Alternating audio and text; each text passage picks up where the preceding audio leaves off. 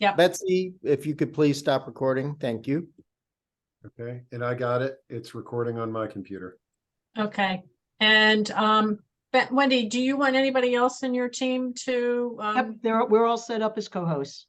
Oh, I'll be you're- running the slides, but just in case. Well, yeah, because we've had such a smooth day today. All right, take it away. Thank you, Wendy. So thanks, everybody. It's thrilling to see that we've got 258 people on this call listening to us. I don't want to get distracted by seeing the Hollywood squares of all of your faces in front of me. So I can't wait to switch to the PowerPoint. But today I'm joined by Stephanie Chong from Northwest Neighbors Village and Kathryn Ishizu from Lamorinda. Oh my gosh. Lamorinda. Too many vowels. Village in California. And Andy Pollock from Coastal Neighbor Network in Massachusetts was going to visit us, but unfortunately his travel plans changed. So we're going to try to do a video with him. But we are thrilled today to talk about the challenges that we all face in terms of increasing diversity of our villages. But I think we've got some really good stories that we're going to tell in terms of how our 4 villages are attacking that problem and having some success. And I think you'll really enjoy hearing all of our stories. So as I said, what do we hope to accomplish? We're going to talk about how community partnerships and outreach are increasing the diversity of our villages. Certainly a key factor in that is the membership fee structure and whether or not you're able to successfully fund financial aid programs. But as we talk about this, we also want to talk about our common issues, successes, barriers, and how we've addressed these challenges so far. And we hope to talk quickly enough that we have time at the end of this session to take questions and answers from those of you in the audience. As I said, this is, we know that this is an interest to all of our village, how to better reflect diversity. I represent Arlington Neighborhood Village here in Virginia, Stephanie with Northwest Neighbors in Washington, D.C., Kathryn with Lamorinda in California, and as I said, Andy up in Massachusetts. As we look at this, what we're going to do is, each of us go through our villages, I hope rather efficiently, to give you a sense of who we are and what we've done. So when you're looking at Arlington Neighborhood Village, we're here in Arlington, Virginia, which is just outside of Washington, D.C. I'm sorry, Miss Wendy. This is on your screen that you're sharing. There's a black mark at the bottom of that's the Zoom toolbar. So we'll just have to wait for it to go away, I hope. Okay. But thanks for telling me that. There have been times I've done presentations and I thought my slides were going forward and the audience didn't see that and they never told me to the very end. So I appreciate that. So we're almost 10 years old. We were formed in 2014. We are one of those villages that has a small paid staff. We have seen through the pandemic very significant membership growth, and I'll show you a chart that reflects that in just a little while. About a third of our membership now has lower incomes. That's 130 people out of 377. And when we talk lower incomes, that's an income under 49,000, although most of them are at the very low end of that scale. In this first 6 months of this year, we welcomed 63 new members. And of those 63 new members, 27 were lower income. So that's about 40% of our incoming new members. We're having success in growing our volunteer pool because, as we all know, new members and volunteers have to grow hand in glove. And we've seen 67 new volunteers in that same period. And of course, we've gotten very strong support from our volunteers to help those most in need. That's absolutely been positive feedback from our entire network, members and volunteers. What are the challenges that we're facing? Of course, fundraising. Those 130 members with lower income cost us about $50,000 a year out of our financial aid fund. And as I mentioned a minute ago, growing our volunteer pool. And that's especially challenging for us with respect to drivers. We have a large volunteer pool, For other services, we don't have enough drivers. We never have enough drivers. But again, I'm sure that I'm telling a story that all of us are familiar with. But what we're also seeing amongst our membership is that our members are frailer with greater needs. And what we're seeing also is especially mental health needs. Again, when you talk about our village, what do we do? Transportation. Transportation used to be our number one service provided. It's not number one anymore. It's about 40%, 45% of what we do. But errands is now about an equal percent of what we do. And errands, the distinction between errands and transportation, when we do an errand, the member doesn't come with us. So we'll go shopping for the errand, we'll do prescription pickups, and we'll do food bank deliveries from our Arlington Food Assistance Center. Of course, we're doing household chores, technology assistance, friendly visits, limited home yard work, etc. When we're looking at our volunteer pool, we've got about 240 active volunteers, and I really mean that as active, people who have at least done something for us in the prior year. In terms of the number of names of volunteers that I think the names volunteers is somewhere around 450, but only a half of that number actually provides a service during the year. When we look back at 2022, we fulfilled 3,260 service requests. 1,300 were round trip rides. For us, we count a ride as a round trip ride, not one way. And you can see errands and home chores. Our volunteers drove 35,000 miles at their own expense, and our volunteers donated 9,100 hours. And about 96% of our requests were fulfilled. In years past, that used to be 98%. It's now down to 96%. So we're working hard to get it back up again. When we look at the demographics of who our members are, they're aged 56 to 103. Although I have to tell you, there are only 9 people in their 50s. So that's, as much as I have that number down there, it doesn't really count. 73% are female. About 45% are over 80. And then if you look at it, 85% over 70. So we have a village that I think skews slightly older. 60% of our members live alone, and of those living alone, 82% are female. So again, I think as you look at these numbers, you can figure out how much it looks like your village or not.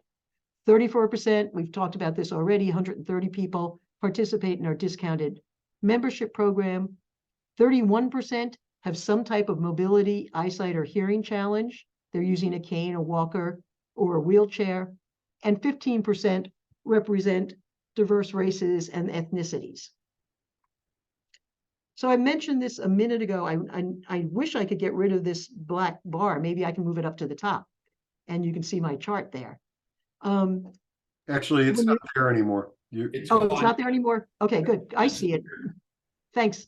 So when you look at our membership numbers, and I didn't go back to the very, very beginning, but if you look back to 2017, you can see there in the first column what our total membership was, how many discounted members we had at that time, and discounted members were people in our financial aid fund. During the pandemic in 2020, we started a no-fee membership category where we just helped people who needed help. We didn't ask them for money. And you can see that number over the course of the years went from a high of 81, it's now down to 27. We knew when we brought on temporary no-fee members, we were never really going to get rid of them. They were always going to be part of our membership, and that's wonderful. What we're trying to do is to convert those no-fee members into discounted membership. And if that means in some instances moving them over into discounted membership and not charging them anything because their income really is so low, that's what we're doing. And if you look at the percent low income, again, our village was lucky in the very beginning. When we were founded in 2014, we had an anonymous donation of $5,000 to our financial aid fund. So we were able to always welcome members in who had a lower income, greater financial aid need. And you can see that we went from 10% to, at the beginning of the pandemic, about 37%. And now where we are here in August, about 34%. So you can see that there's absolutely, and the pandemic has driven it in a sense, a larger percentage of low income. And when I say the pandemic has driven it, it's not so much COVID itself, but the fact that we were able to create incredible new partnerships with other senior serving organizations around the county. And that's because, as we all know, when 2020 rolled around, nobody wanted to say no. We had seniors and older adults who needed help, and we wanted to say yes, and we wanted to welcome them. So we had our Department of Human Services, our Area Agency on Aging, many of our senior housing facilities, all were indicating that they had people who needed help with transportation to medical appointments or things like that. And how could we help? And we said, we can help. We're going to waive our membership fee for those most in need. As I mentioned, at its height, we welcomed 85 new members at no cost. We also created a partnership with our food bank, Arlington Food Assistance Center, to make sure that we were able to provide deliveries to seniors who couldn't get down to their central facility, which is where they were making food distribution in the beginning. But then as the pandemic wore on, they started to have satellite locations for food distribution. But our members still needed help getting food from those satellite locations up to their apartments. We've created a very smooth referral from senior affordable housing facilities. One of the things we do is we rely on income verification from our partners. We don't ask folks who are coming to us to join as members to once again show us their income verification information. If that's already been obtained by the senior affordable housing facility, they know what they're paying in rent. They know that they qualify for subsidized housing. We rely on that verification from those partners to create the income verification that we need to consider these folks to be lower income.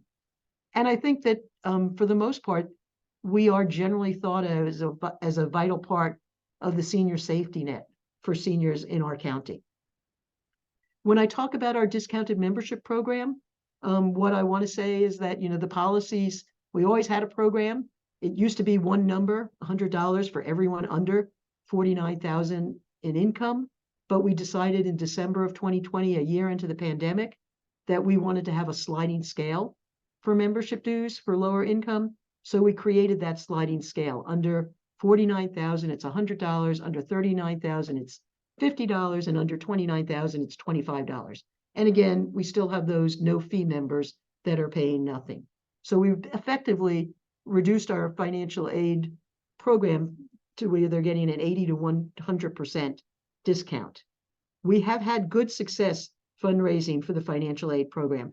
Oftentimes, our fall fundraising campaign is completely directed towards our financial aid fund, and many of the grant applications that we've submitted and competitively won have been to support our financial aid program.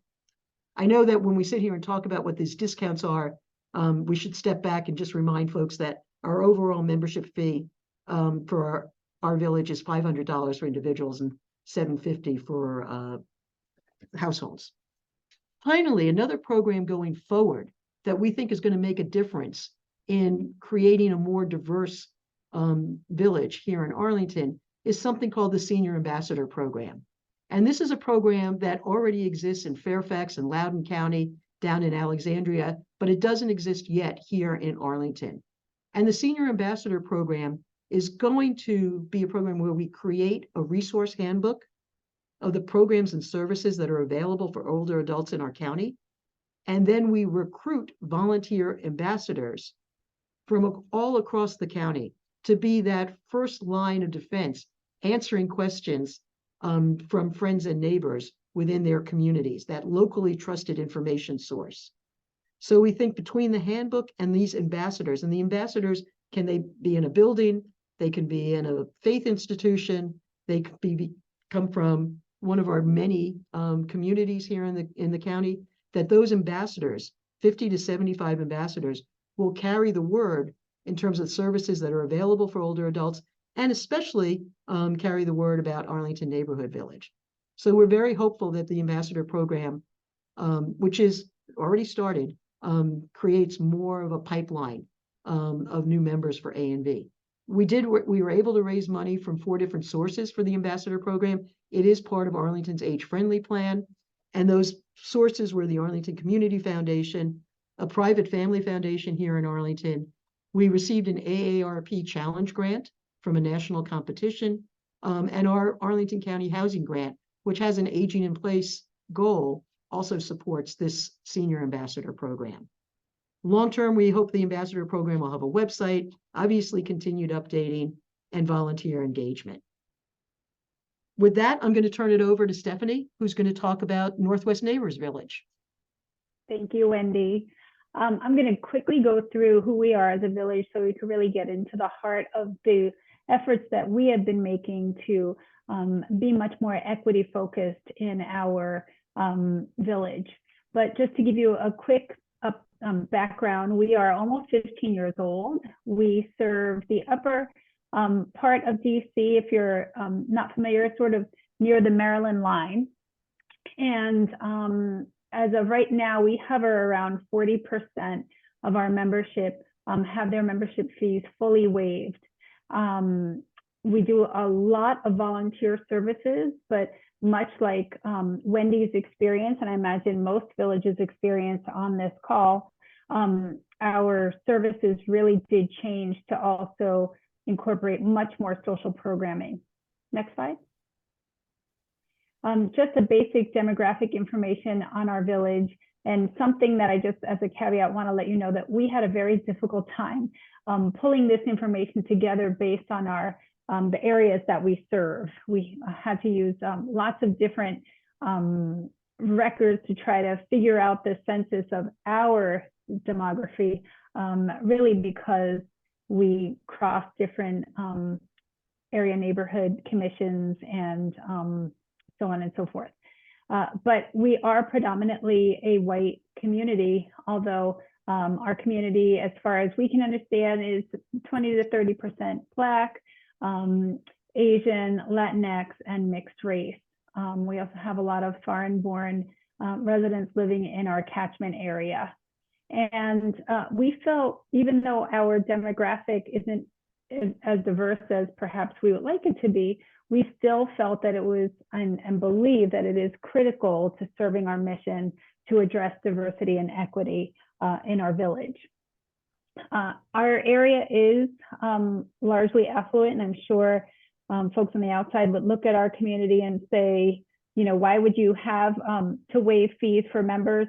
But we have a mixed bag. We've got lots of high rises on the major corridors, lots of homes individually in the communities that surround us, and folks, just because they're living in an area that's largely affluent, are also struggling. Many people, especially who have purchased their home years ago or in rent-controlled housing in our community. We are unique in that we have 7 senior living communities in our neighborhood, and 2 of them do include affordable housing and have been good partners to our efforts to increase diversity and equity in our village. Next slide. So just a quick timeline. We've talked about diversity for years, but really, I think the pandemic and the killing of George Floyd really accelerated our interest and awareness.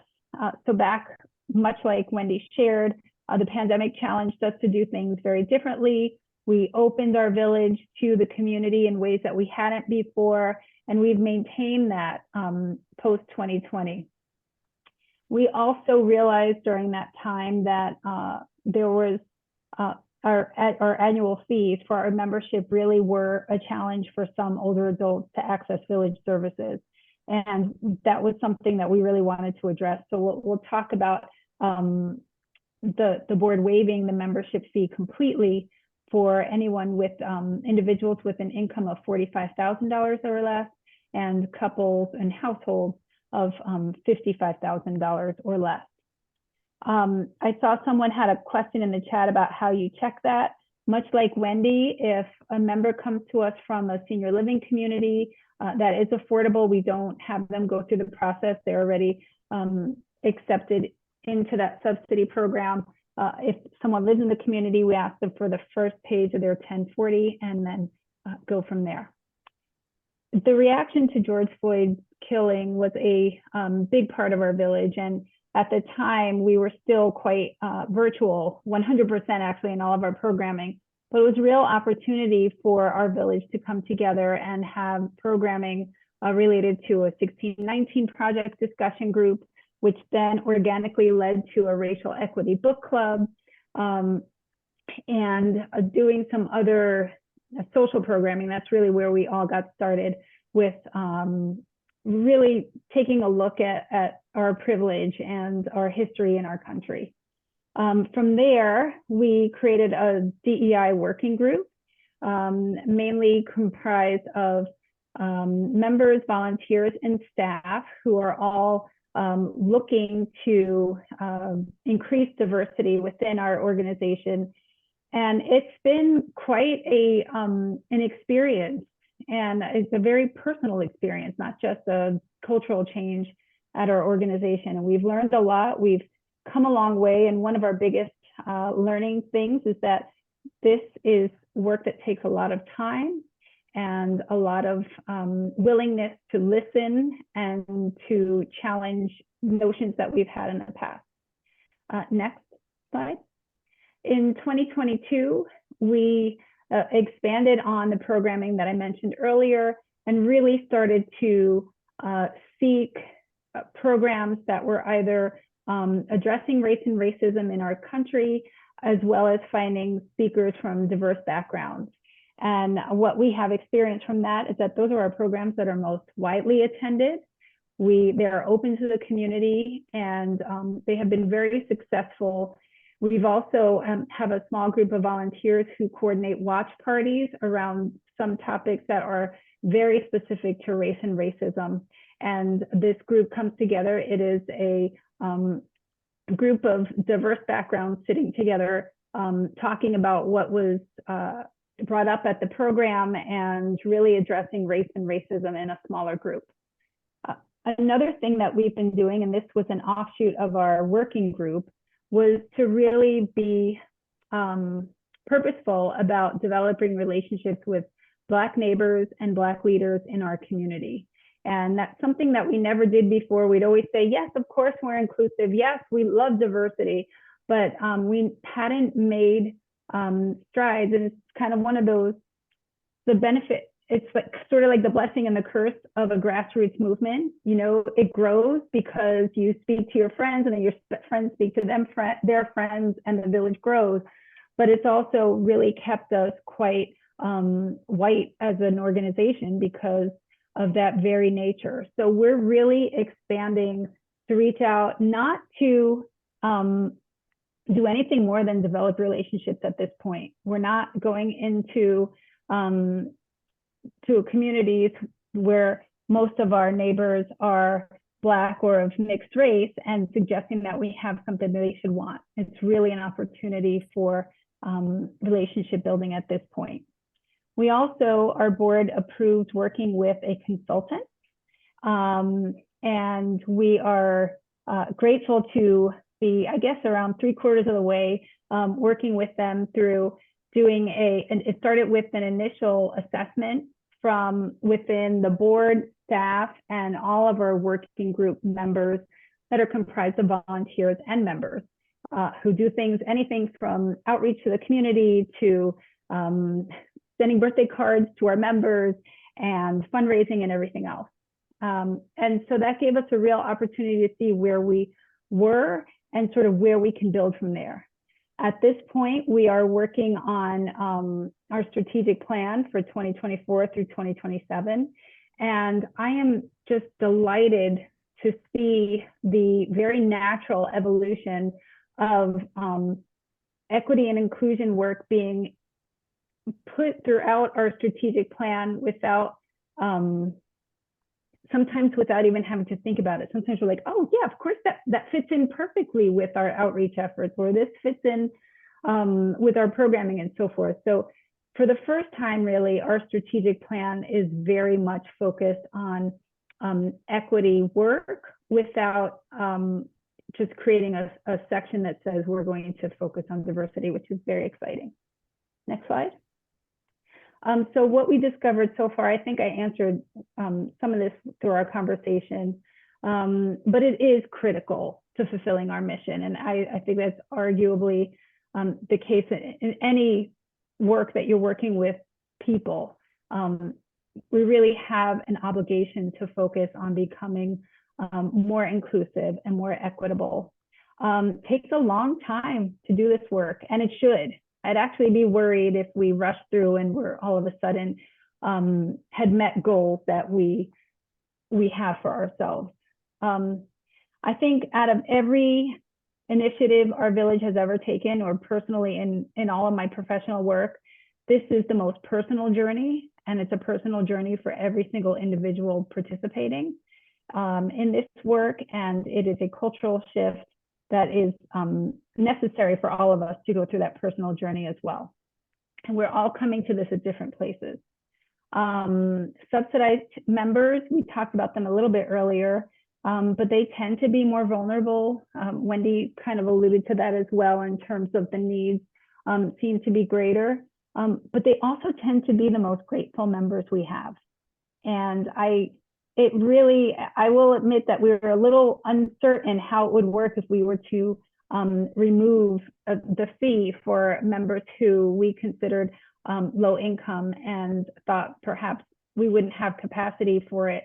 But we've had just the opposite experience. It's been really, I'm just so grateful that we've done it, because we've been able to open access to our village and have worked with some really tremendously wonderful people. And fundraising for this is easy. People like to support helping vulnerable older adults. And it's not only coming from the community and some people we've never met before or have never donated before, but we even get donations from our members who are subsidized. And I have to say, a $20 donation from a member who's receiving a free membership is so heartwarming, because I know what that means for their overall means, and it's just very touching. Next slide. Challenges that we've had. Well, it's not very easy to include diverse voices in planning right now, especially in a white and affluent community. We are currently, our DEI working group is still comprised of mostly white women. We are working on bridging those gaps, and have found that looking to some of our Black neighbors and supporters to be advisors if they're not ready to be on a working group or on the board is a step in the right direction. So that's the direction we're headed. Of course, our preference is for our leadership at every level to be more diverse, but it takes baby steps to get there. It is critical to ensure authenticity in your efforts. We just had a photo shoot, and we were very clear with our Black members and supporters that we wanted them there, so our imagery could be more reflective of the diversity in our organization. But it is just that there's still, we're being authentic, where we're making sure that it's not misleading that we don't have a predominantly Black membership, but that there is a place for everyone. I also am going to say something controversial, but the term membership, which is what we all use, really does imply exclusivity.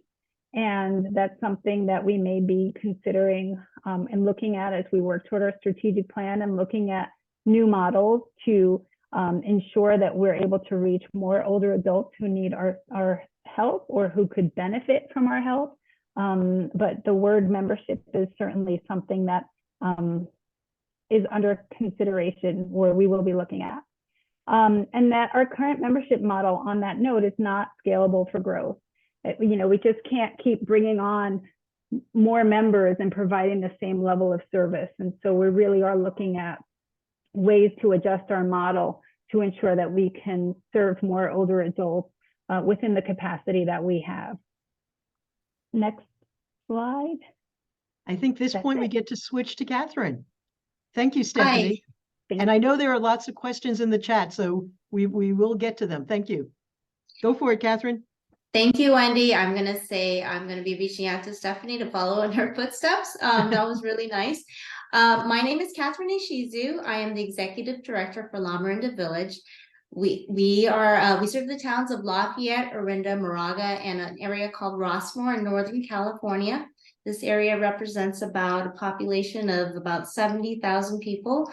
We opened for service in 2015, and we have a full-time executive director, that's me, and 2 part-time staff members. We have 13 members, 277 village members, and 263 volunteers. Next. The majority of our members live in a household. We do have 126 single members, 64% females, 36% males, and 14% of our membership is supported.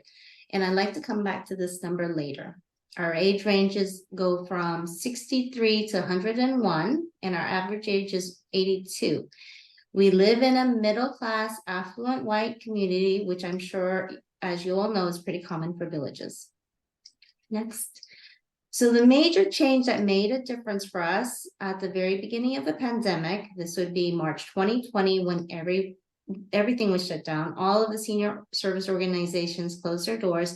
We jumped into action and opened our services to all seniors in our community, regardless if they were our members or not.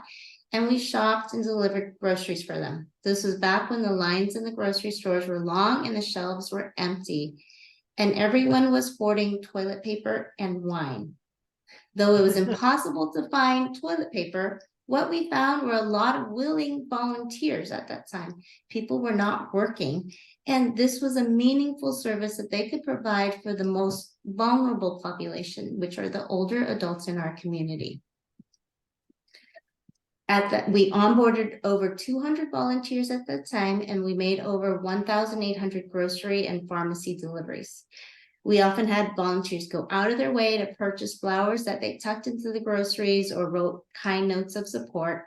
And during a dark and scary time, it was an incredible community builder and brightened everyone's day, volunteers and seniors alike.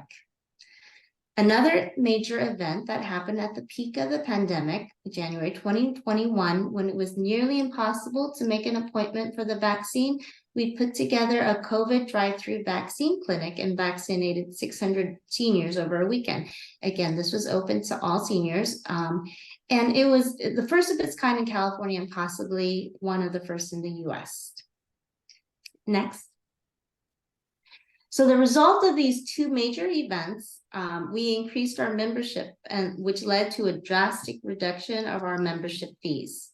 Before we charged $840 for a single member. At this time, we are charging $360 a year for a single member.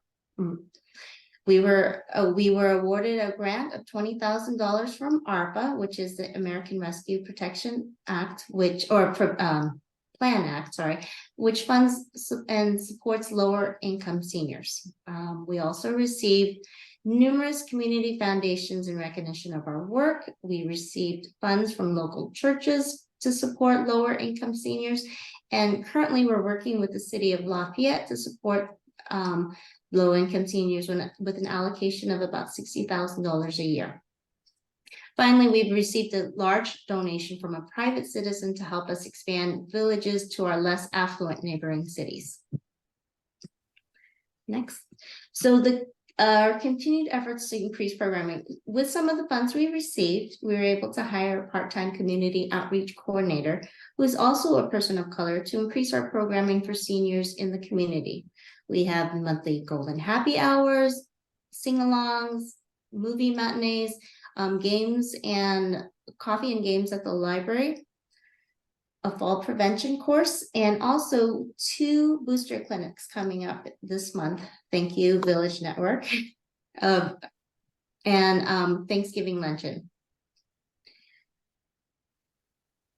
We continue to have members-only events, but found that opening some of our activities to the community is a blessing. It made our organization less exclusive and brought in more diverse members. So besides taking advantage of the pandemic to get our name out there, providing these community activities have also brought in supported and full-paying members. So the challenges, it is really hard, as some of you mentioned, to sell a free membership. Seniors can be very vulnerable, and unfortunately, there are many stories about seniors getting scammed. So people have become rightfully suspicious of a good deal. There's also the language barrier, as some of the lower income seniors living in our area do not have English as their first language. So that can be a challenge to explain what we do. And I want to bring back to that number, the 14% supported membership number. It's not a very large percentage of our membership, but it's important to note that before these last 2 years, we only had 1 or 2 supported members. So this increase to 14% is a significant change for us. And I would like to note that the people who have joined us with supported memberships have been warmly welcomed and included by our original members. So I want to give him back to Wendy. Okay, and Thank you. now we're going to do something that I don't usually do. So fingers crossed. Our last presentation is going to be from Andy Pollock of Coastal Neighbors Network.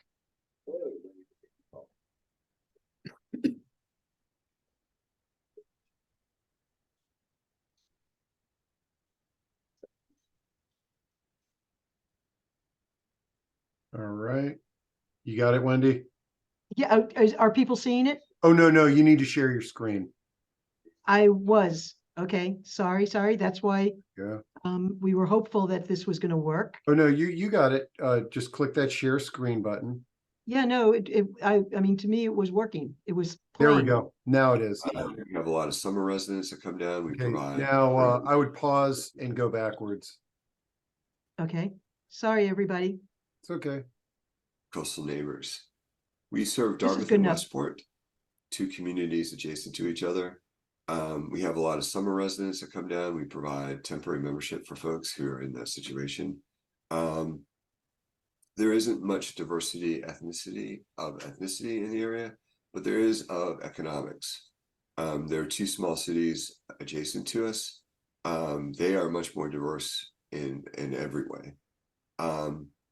We are seeing much more migration from Boston and New York as people are finding us and enjoying the wonderful area. That has been an interesting dynamic. However, there is more poverty in this affluent address than some people even are aware of. A little bit about the group. We started in 2017. We have 151 members, over 100 volunteers. We provide just under 100 services a month. That's our goal, is 100 services. We keep increasing, which is lovely. 50% of the services are transportation. If you don't have a license or you can't drive in this area, you're stuck. There's not much public transportation available. 45% of our service members are below poverty, the town poverty line, which is what we use as a metric for our scholarship members. And how do we increase our scholarship membership from a smaller number to 45% of our service members? One of the biggest things that I find is that we started with ourselves and we worked with a culture of welcome where everyone is welcome. They don't feel excluded. They feel that they are special, and just we're excited to see them. So every person that walks through the door, no matter who and what they are, we really aggressively go and press the flesh. We worked with that and then as people were joining, move them to places of power, so committees, and now on the board. So the idea that people have a stake in the game and that they are really part of the whole organization was important to us. Our events are free, so no one was ever feeling any pressure to pay for things like wreath making or plant potting or doing dinners, Pollocks. They're very popular. So no stigma and no shame and no shade. So people can come, enjoy, and just really revel in good companionship. We provide great services. We have a good reputation in the community. From then, we were able to develop partnerships with funding sources. This is the ARAW, an old Quaker fund, that works with us in our Dartmouth and Westport area. They've serviced 70 women. We picked up 25 of those 70, and we provide services for them. We also work with other organizations in town, churches, synagogues, and whatever, veterans administrations, you name it, to partner to find folks that are in need. And we try to really work the referral sources, keeping in touch, sending thank yous, things like that, so that we continue to get a flow of folks, and then they feel like we're good partners in the community. So I would say overall, we've had an amazing experience. We're looking forward to expanding this in the future, steady growth forward. And I am just so excited to be part of this. Thank you so much for listening to me, and I hope you have a wonderful time at the conference. So guys, we're back to live. I know that there are lots of questions in the chat. I haven't been able to take a look at that. I know probably some of my colleagues, Kathryn and Stephanie, have been looking. So maybe you guys can, Stephanie, you nodded your head. Maybe you can jump in some of the things you're seeing in chat, and I'll quickly take a look myself. Well, I answered most of them by the chat, Okay. just to help be efficient. Well, then let's open it up to folks on the call. I know we've got a lot of people, but feel free to either raise your hand or to speak up if you've got some questions or comments on what you've just learned. Here's a question. Lauren Phillips says, how do you use advertising to increase your scholarship members? So I'm sure we each have a different answer to that. We actually, I think most of our scholarship members at this point are coming from word of mouth and presentations that we do. We do, again, we've got a lot of, as much as they use the phrase affordable senior housing, that's really for lower income people and subsidized housing. So we're doing presentations in those buildings. There's a lot of word of mouth, people sharing that Arlington Neighborhood Village is helping them. And that sort of drives new traffic, a pipeline of referrals to us, as well as our area agency on aging. I would have to say that for the village as a whole, we're not really doing advertising at this point in time. But Stephanie or Kathryn? I would agree with Wendy. I think a lot of it is through the cities. The city of Lafayette has that great, nice allocation for lower income seniors. They are bringing that to festivals and whatnot, and just sharing, actually sharing it through the Lafayette Community Center. So we do have a community center in the area. And so that information is getting put out there. And we also have 2 affordable income housing units that they have, that we've been going into and just trying to get members through that. Again, the language barrier is an issue. There's quite a few, there's a little bit of chatter in chat, and I don't want to derail this. I recommend everybody utilize chat, but I like this dialogue because it was brought up in your presentation, is what do we call the people that belong to our organization? Enrollees, members, volunteers, clients, friends of the village, lots of different things here, which I think stems into growing our membership, is what we call those people that belong to our organizations. Lots of interesting thoughts in chat, by the way. Now, Yeah, I hope we're, go ahead, go Stephanie. ahead, Wendy. No, go. Oh, I just wanted to add that really that thought was sort of expanded on how our village increased community involvement just through our programming. We were largely very insular prior to COVID. We had maybe 20 people come from outside community come to a program or something along those lines. Last year, we had 800 community members come to our program. Wow. And so we've really become a resource for our community. Our e-blast list has just quadrupled in size over the past few years. The community is actually calling us for questions about resources and so forth. So we've really pivoted from being this very insular, member-focused organization. We haven't lost that focus with our existing members. But the question therein lies is what is our responsibility in the community? And it just seems like it's naturally built on, you know, just that foundation of opening the village a little bit more. And I don't know what the answer is. I see calling everyone a villager and a heart there. That seems like a great idea. But I think we're at that crossroad to start really thinking of what is our role in the community and how do we serve more older neighbors. And in order to do that, we have to look at our model and be a little bit more creative, not to remove or get rid of what we're currently doing, but to expand our reach to serve more older adults. Right.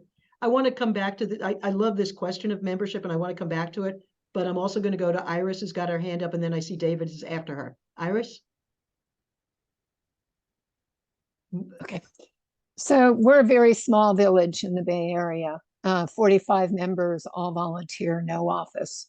And we've been grappling with how to encourage people with low incomes to join us.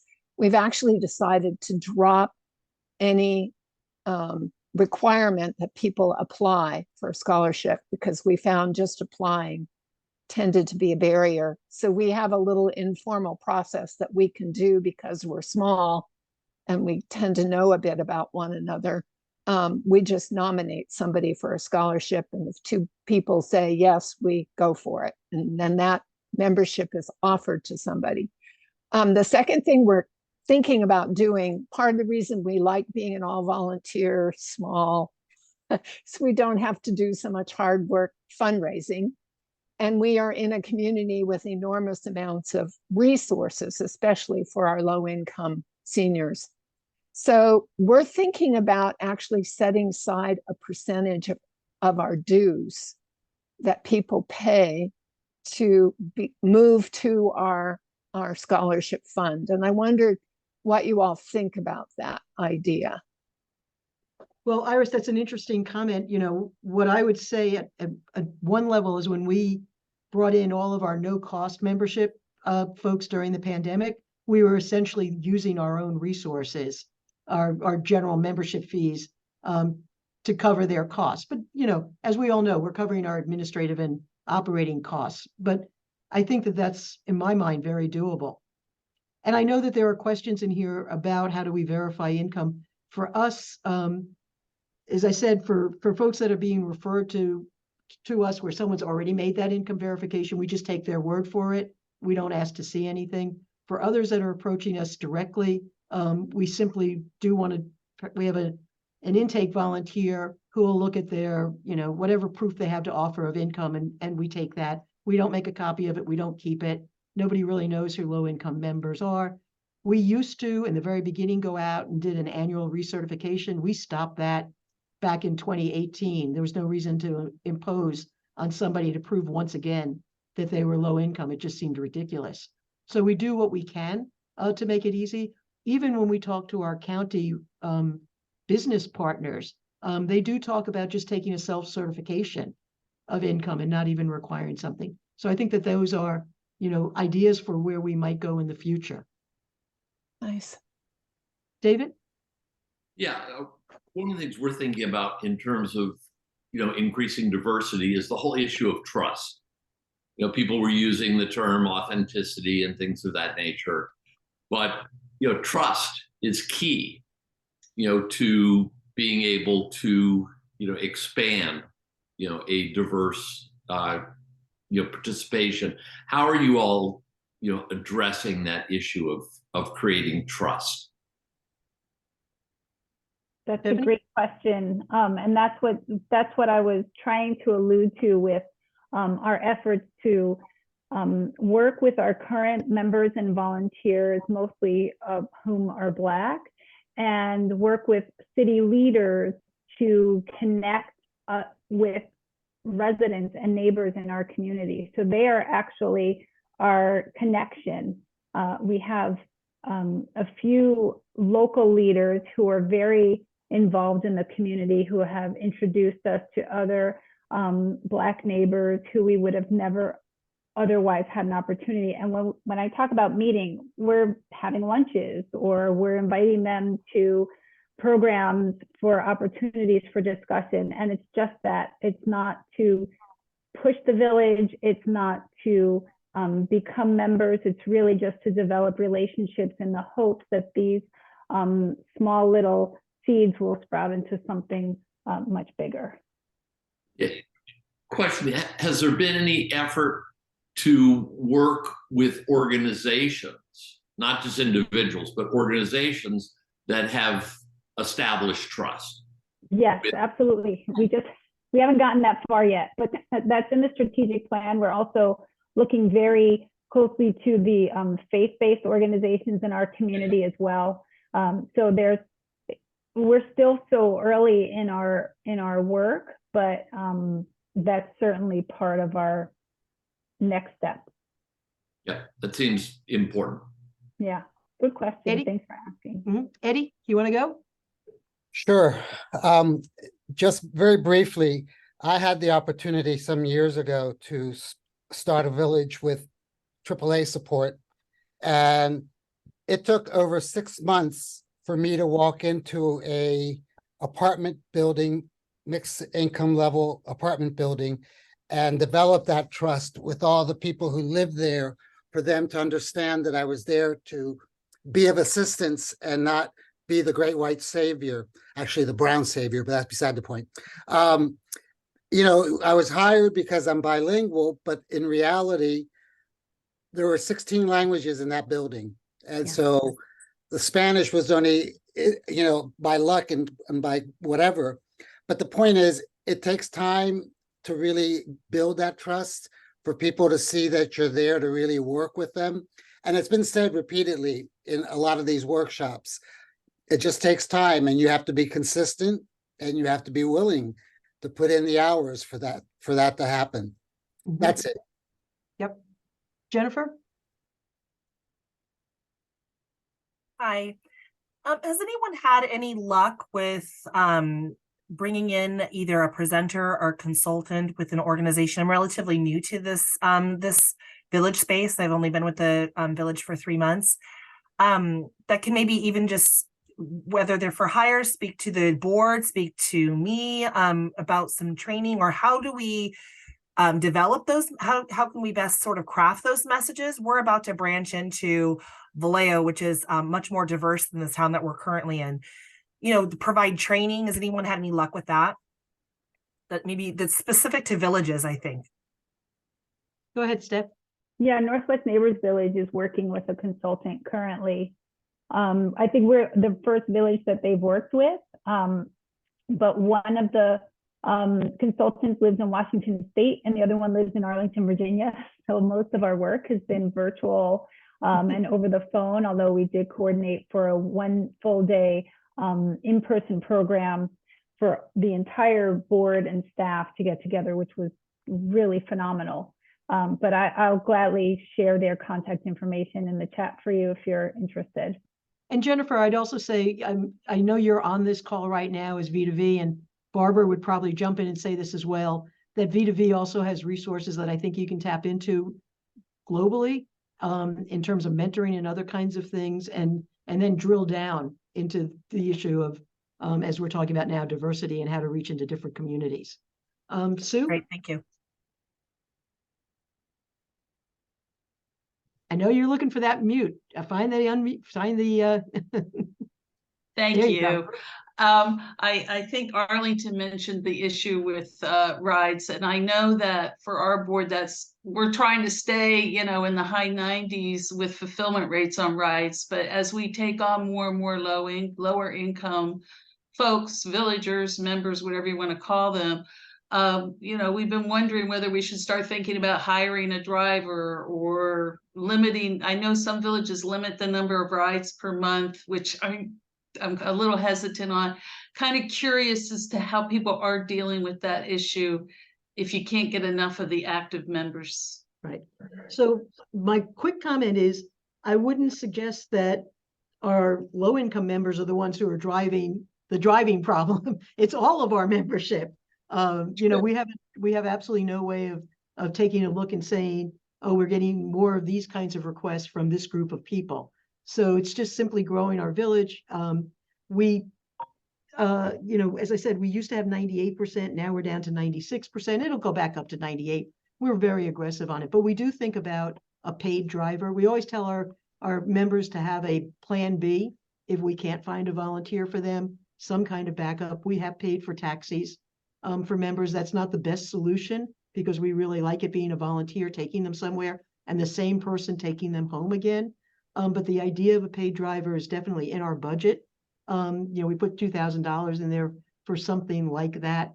But we also have just figured out, you know, more ways, like I'm sure all of us do. We dial for drivers, you know, the day before. Our open request that goes out highlights our medical rides the next day versus grocery shopping and other things that can be put off to another day. So we're just trying to manage it as best we can. Our real challenge for us, I think, is figuring out how to engage new volunteers. I mean, we love the new volunteers who show up and they are immediately signing up for rides. I could tell you their names right now, although I think some of you might steal them, so I won't.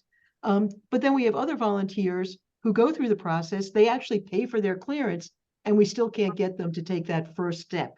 You know, get their toe wet. So it's volunteer engagement more so than what our membership dynamics are that are the challenge for us in filling rides. Stephanie or Kathryn?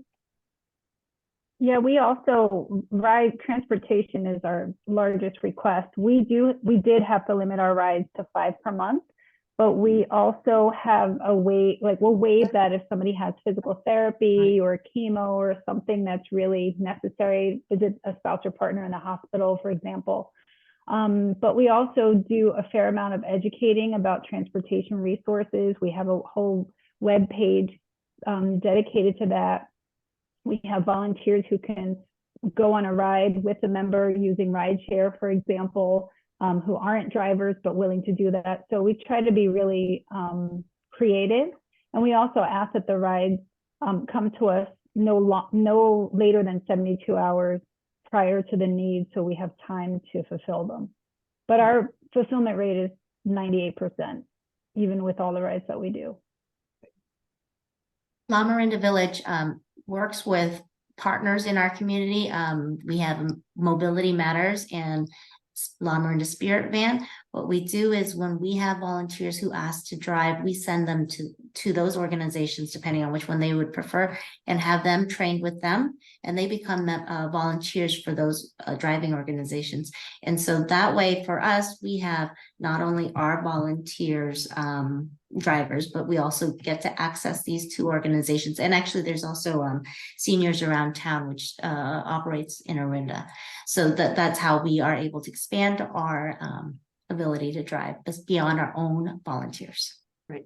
And we too have, you know, 3 rides per week, but, you know, we always are waiving it for PT and other kinds of things. I don't know, you know, how often we've ever been able to say, oh, you can't have a ride because you've exceeded the limit. It's not our mentality in dealing with our membership. Micah? One of the things I was going to say that we've been doing that has worked with our volunteers, when we do our volunteer intake, we always send an additional volunteer on with them on their first ride. So because that seems to be the big hurdle for them to get over, is doing it that first time. So we just automatically set them up to do a ride while they're at the intake, the volunteer intake. We just automatically set them up to take a call with somebody else, and that seems to have got our people more involved up front. Right. And I think this is, David, you may be the last person, because I see that we're at 2:59, and I know Barbara wants to keep us on track. Yeah, just want to share something that we're trying out in the Sarasota area. The fellow who was talking about taking 6 months to, establish a relationship with the low income housing area. We're done. No, go ahead. Oh, so what we're doing, we have a donor who has offered, it's a technology project using the Alexa Echo Show. And what we did is we established trust and a relationship immediately as we went in and said, let's do a focus group. And we pulled together a group of, there are 130 units, in this 2-building complex, low-income housing complex. And we pulled together, 12 individuals who are, well-established in that community and said, what do you need? How can we help you? And the response has been fabulous. So we're going to be then, we're getting people, volunteering to participate in a pilot program. We want to create a users group and then have that users group, build momentum within that community to across the board, for coming out of COVID. It was interesting within that group, with that community, there were a lot more activities before COVID. Right. They've lessened, and the excitement that we've created has been really interesting. So that's just a model that other people might want to think about, and stay tuned. We'll see if what we're doing, how it works, because we're going to build in a very strong evaluation component, to see how it helps increase social connections and how it helps improve people's lives. So thank you.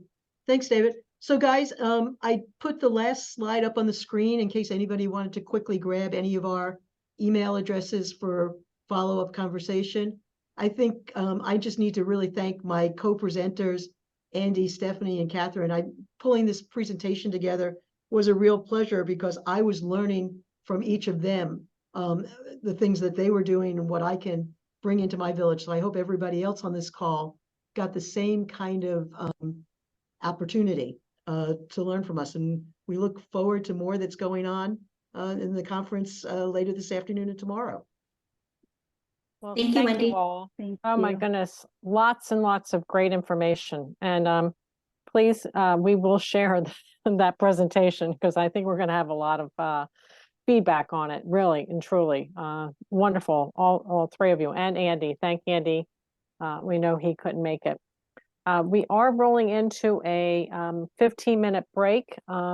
So we are going to have a spotlight of one of our sponsors, GoGo Quincy, in a minute. But do come back because our favorite pal, Bob Blancato, is going to come on at 3:15 and give us a legislative update, which should be very interesting given the last week or so. So thank you all, and we'll see you in 15 minutes. Okay. Steve, can you just keep our session open? I wanted to figure out if I could copy the chat so I could look back at what people had asked about. Sure. And if you can't, I can do it. It'll be copied for you as well. But Okay. We are not going anywhere for the rest of the event. Okay. Stay All right, so we're copying all of it. Okay. Yeah. Yeah. So I'm just, I know that there's a way to do it and I'm just clicking on everything. If you click on it should, but I'm not positive, on Right. 3 buttons next to the smiley face at the Yeah, very bottom. It should- Participants, oh, save chat, I see it. Yeah. It was that silly bold thing that turned me off. I didn't read the chat saved above it. Perfect. It was a lot of chat. Hello, Barbara. Hi, Hey, who's Bob. saying hi? Hi, Hello, Bob. Wendy. Hello, Hey, Sue. Bob, how are you? I Good. see Sue. Hi, hey, buddy. I'm fine. How are you? And We just did our presentation, so we're pumped. All right, there I you would go. say- I'll take if you can- your break and come back in a few minutes. okay. Yeah, and take a Bob, break and we'll see you. In the meantime, Bob. Ryan Green, are you around? He's in, and I gave him host privilege. Okay, good. And Bob, before you leave, did you want me to run your PowerPoints, or do you want to do it? Oh, if you can do it, that'd be great. Thank you. I got them up, so you just tell me next when you're ready to go. All right. Appreciate that. Thank you so much. And then we've got Ryan Green from GoGo Quincy, who is should be around to do a little. I'm here. Hey, Ryan. Hey, Steve. Hey, Ryan, thank Hey, you. everyone. Thank you. If it's, I just see a few people getting up and stretching, so I'll even start in the next couple of minutes, so no one feels like they have to miss this. I know tech support designed for non-techies is what everyone is dying to hear right now. So I'll start in a few seconds, give everyone a moment to stretch. And Steve, love how you've been managing the tech. It's great to see you again. And hi, yeah. Barbara. Did you You too. did you want to did you have any slides, or are you just going to be verbally chatting? I'm going to verbally chat, and I'm going to, if I'm able to share my screen at one point, Yeah. that's all I'll ask Okay, for. you're good to go. Yeah, you are. Cool. And I've got your website pulled up just in case. So if you wanted to, you know, if that doesn't work and you wanted to show people the website. Perfect. What I'll actually do is, so the Atlanta Journal-Constitution had a great piece on us this morning. I'll just drop that into the chat if anyone wants to glance at it for the next couple of minutes. Excellent. But I will give everyone just another minute or so. A little bit about myself. This is not so much necessary for the presentation. Hi, everyone. My name is Ryan Green. I'm the founder of Quincy. We were designed at Columbia University in New York City to be something of a blend between a grandchild on demand and tech support, designed for non-techies, older adults, and caregivers. Pretty much call us whenever you need us, but I'll actually dive into that in a few minutes. Funny enough, we actually built the program with some of the villages, Center for Aging in Place here in New York City, or in the New York area, and some of their communities at Home on the Sound and the like. And I'll also be at the conference, I guess, on the 2 weeks from today. Right. They actually are on. They were here earlier, so I don't know if they're still on, but I did see them in the audience. The That's great. Center for, yeah, Aging. Westchester, Aging right? Place. Yeah. Yes. No. Yep.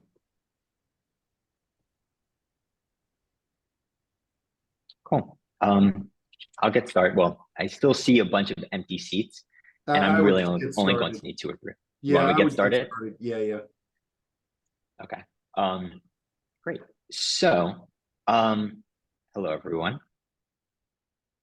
When I think about what we're trying to do at Quincy, is we found that there are just those moments when you click on something on your website, on your computer, and you're getting a flashing screen or loud noises, just phishing attempts and the like.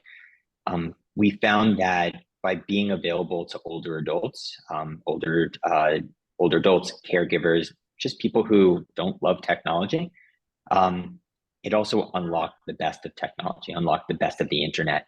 So interestingly enough, for many of the members in each of your communities, as a benefit or a perk, we've created this service with a few different tiers. The one version of it is totally free. It helps you manage your usernames. It helps you with tech support in general. You give us a call, we could help you sign up for telehealth or help you find something on Netflix. We can order a car for you. You're always speaking with a person who's been trained to speak empathetically with patients. And we've also white labeled it. So each one of you as a village can actually offer Quincy as a service presented or provided by the community. So Quincy by At Home on the Sound, or Quincy by XYZ, fill in the blank there. We designed it also to make sure that no matter what the issue is, we're available to just help you navigate around it. If you receive that email, and this happens to me all the time, an email says something like, did you mean to renew that $300 subscription? Please click here and we will cancel that renewal. 9 times out of 10, emails like that are actually scams. They're phishing attempts, and I fall for them. Everyone I know has fallen for them. They're tricky. What we found is to be a resource to actually, even if you click it, still be there to help you navigate away from it. Give it an extra set of eyes if you receive that email and you want to know if it's a real email from a provider. We're here to help you with that. The other thing I just want to quickly show is just a piece of the platform that everyone here, if you would like, has access to. And it too has been designed to make it that in a moment, just organizing all of those pesky usernames, those passwords, everything that just the internet, the best of the internet helps with. You can see here, just these are all my accounts, my usernames, some of the services that I use, shortcuts to navigate to those areas. If you forgot a password, just helping everyone with something of a safety blanket or utility belt, just navigating technology a little more smoothly. I'm going to pause here for just a second and see if there are any questions. I'll provide a link that is, should anyone here wish to provide tech support to your communities. Again, we have a tier where it's totally free. It's been designed so that anyone who just wants an extra set of hands for navigating technology can have it. There's some really cool things that are unlocked when you're comfortable navigating tech, whether it be telehealth and telemedicine, saving money online with coupons and discounts, and just asking someone to find you a way to save 5% on a store. Our team is happy to look for coupons in the moment right before you check out. If you are trying to navigate accessibility and you want your screen to be larger or the audio to go higher, you're not really sure how to go about doing so, or your community members are not sure how to do so, all they have to do is click a button and we're there, happy to assist. I have a couple of minutes here and I can open it up for questions. Actually, we don't have a lot of time because we'll have a little bit of downtime, but can you put your email in the chat? I will put a portal right here. Okay, and also, you forgot to remind them, we are going to have a webinar with GoGo Quincy, and you are going to be at an in-person conference on the 17th of October. So yes. We will, most certainly trying to keep this on time. I think there was one question. I did see it. Questions on tiers. So the link that I just provided, enter in the term billet or the code village, and we will be able to send you information specifically. The tiers have been designed for what we refer to as one issue per month, whether it be checking an email, setting up a printer. Your free tier is going to manage that one quite well. Then there are two paid ones. By no means are they necessary. I think the free tier actually does the trick for most people. For $4.99 a month, you can just pay as you go. So as many calls as you want per month, any call is just $11. The most popular option is naturally $19.99 a month. It's unlimited. You call us for as long or as frequently for any issue, big or small, and the team is there to take care of it. But I think the free tier is usually the go-to, certainly to get started. Terrific. Well, thank you, Ryan, so much. We're going to give a few folks about 2 minutes and then ask our speaker, Bob Blancato, to come on and just thanks again, Ryan. You want me now, or are we ready to start? Yeah, I mean, I can start introducing you, Bob. So, yeah, Bob, thank you very much for coming. If you don't know who Bob is the president of Matt's Blancato. Am I on speaker? Oh, he's on mute. He's the president of Matt's Blancato and Associates, a government affairs and consulting firm in Washington, D.C. He's also the executive director of the National Association of Nutrition and Aging Service Programs, NASP, and the national coordinator for both the Elder Justice Coalition and the Defeat Malnutrition Today Coalition. Bob, I don't know how many years we have had the very, very wonderful opportunity to have you speak at our conferences. I think it was back in DC was the first time, wasn't it? I don't even know. Yeah, it's been a while, but it's all been good. I know it. So we love having you, and I'm sure you're going to give us a lot of updates. There's a lot of shenanigans going on Capitol Hill right now as we speak. Yep. Yep. So I will let you take it away. And Steve, you're going to do the presentation? I got it. Ah, there he is. Okay, why don't you go right to the first slide, Steve? Thank you. Well, hold that one up for a second. I'm going to give a couple of comments before I go to my first slide. So I want to thank you for inviting me back to this conference. 13th anniversary, am I right, Barbara? Is this your 13th anniversary? I think it's our 14th, 2009, 14. 2009 was the first one, little mini one. Well, you know, give or take a year, but you know, Yeah, your I know, growth I know. trajectory, most importantly, the growth trajectory continues. And True. that's really good with your more than 250 villages and 58 opportunity villages. But you know, I've always thought that what made you guys distinct was the organic nature of how these villages form. You know, and how you were foresighted to have models to help prevent isolation and loneliness in community long before it became the crisis that it is. And of course, it's the unique leadership of my friend Barbara over these years that's made all the difference. This woman is resolute in promoting villages. I mean, there is nobody better at what they do than Barbara. And you know what? You also know by virtue of your work what makes good advocacy. Local action achieving national impact. So with that, Steve, let's go to the slides. And let's talk right off the bat about the topic at hand here, which is our averting the government shutdown. And I'm inclined to say that I'm not sure if it was Saturday Night Fever or Saturday Night Live what happened here this past Saturday night in Washington, but it was quite something.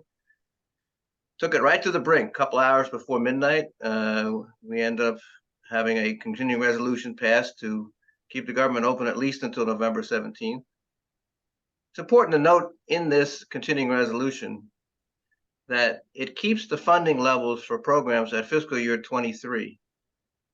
There were some efforts in the House, and they're going to continue, by the way, to roll it back to fiscal year 22, which I'll show you later has some real impact on funding levels for aging service programs. And this continuing resolution also supported the full request of the president for disaster assistance, which is critical at this point in time. So next slide. So we talk now about the life after the continuing resolution passage, because this is only a temporary fix. The whole process has to be revisited. And we're not even sure, although we might know by later today, if we're going to have the same House Speaker next time as we do right now. For those who are following this drama on the House floor, the Speaker has lost his first battle, the preliminary vote to table the resolution or not let the resolution to deny him the speakership was in other words, they're going to take a vote very soon on getting rid of him as Speaker, and I think it looks like it's going to happen. But there are indications that all he's going to do is come back and reapply to be Speaker, and we'll see how that plays itself out. So what's the best thing to do between now and November 17th? It's the best thing for Congress to do is to pass as many individual appropriation bills as possible, because it's vital for a host of aging programs that these bills reflect the terms of the debt ceiling agreement that was reached earlier this year by the president and the Speaker. It was not an easy agreement. It imposed 2-year spending caps on pretty much every federal program you could think of. But they're based on current levels, meaning FY23. There are some in the House, and there are quite a few in the House actually, who want to see deeper cuts and roll it back to fiscal year 22. So what does that mean? If you just took the Older Americans Act nutrition program, which I care a lot about, that's $100 million difference, or 1 million meals difference between FY22 and FY23. There will be no money for adult protective services at a time when elder abuse is rising across this country. And there's one version of the House bill that would eliminate the CSEP program, the only federal program helping low-income older adults with jobs. So you guys need to help push to make sure that the final fiscal year of 24 funding bills are held at fiscal year 23 levels. Next slide. Next is the Older Americans Act, where there's been a lot of activity. And you know, as many of you know, sort of an important and historic development, the Administration for Community Living issues the first draft regulations for the Older Americans Act since 1988. And why do they do it now? Well, the last time the Older Americans Act was extended was in 2020. And a whole lot of stuff happened since 2020 in this country, as we know. The pandemic and the increased need for emergency preparedness caused by disasters of all kinds.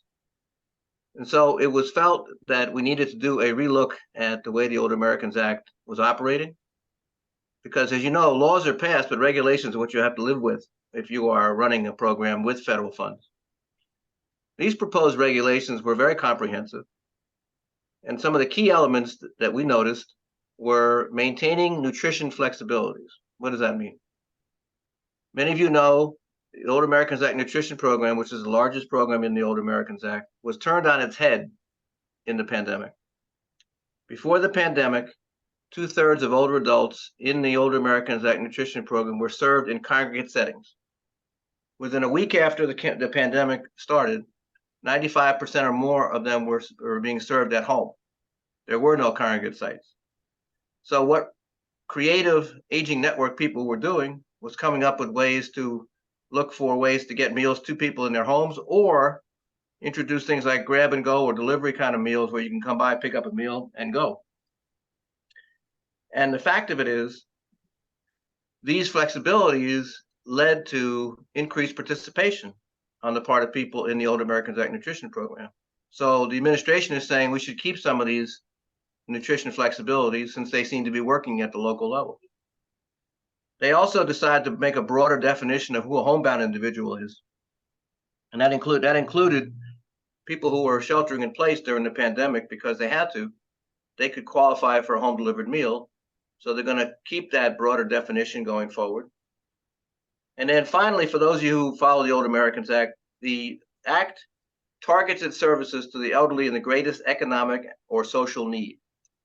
And there's been a lot of advocacy to have the LGBTQ community included in the language for greatest social need, and these regulations move us one step closer to that determination. Next slide.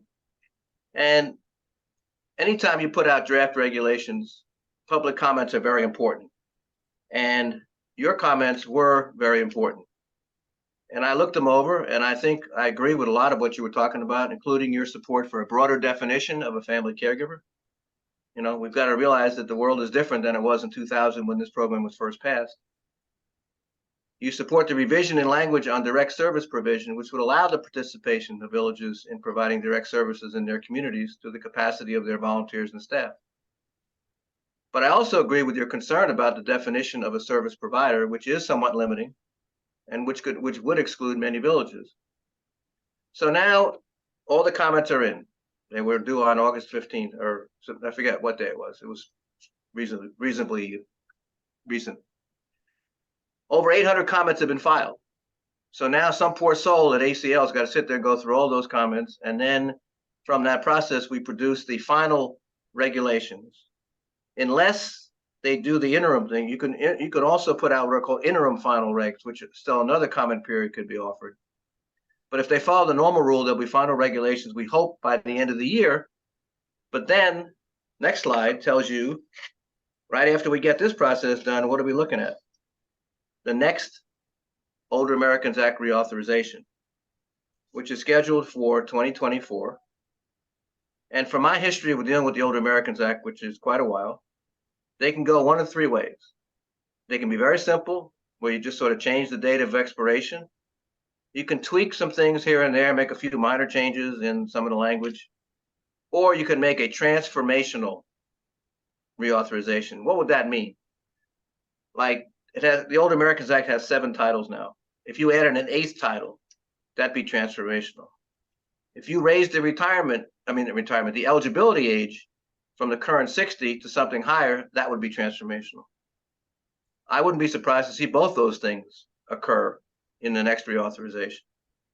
But it's hard to know as we sit here now which one of the 3 we're going to see next year.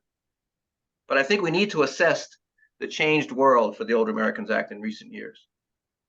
We should understand that the Older Americans Act has been a key federal program addressing social determinants of health long before it was a popular topic. The Older Americans Act has been a key federal program helping to address and prevent social isolation and loneliness. And many of you know this. You know, in the Older Americans Act Nutrition Program, it's a meal, it's nutrition education, and it's socialization. And each one of them are as important as the other for those who participate in the program.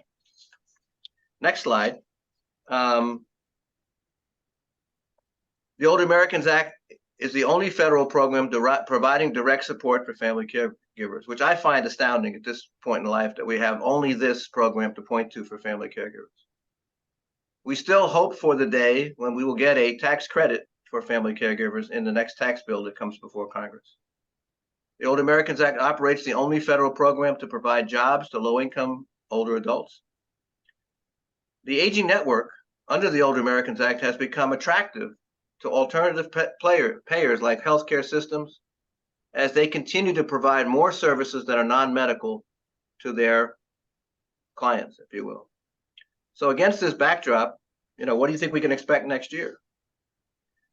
My only fervent hope is that we keep this process bipartisan. The Older Americans Act has had a history of bipartisanship. I hope it can continue.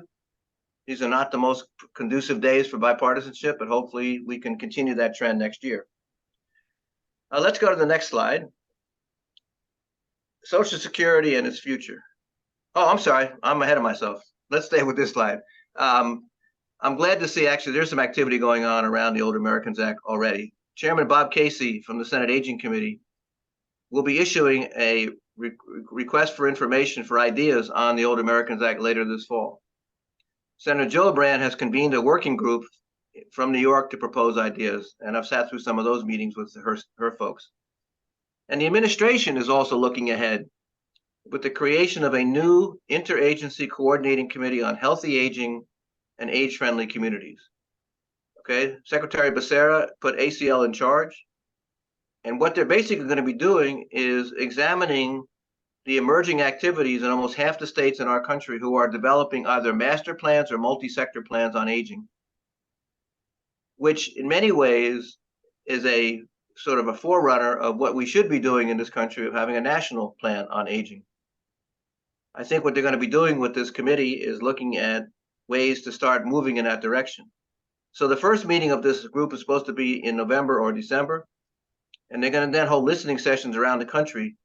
And once this is announced, VTV should be involved, and I'll keep you posted on what I learn about how this is going to happen. Okay, now I'll go to the slide that I thought was coming up next, which is about Social Security and its future. Okay, it's not a 2023 issue per se, meaning Congress is not going to do anything this year, but it's not an issue we can ignore much longer. All you need to do is read the report each year of the Social Security trustees, the nonpartisan bean counters, if you will, who are responsible for producing the condition of the Social Security system each year.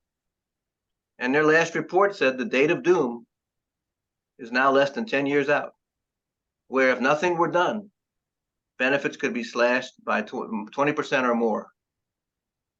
And for anybody who follows Congress, 10 years is like a lifetime. There's no urgency to do something to 10 years out.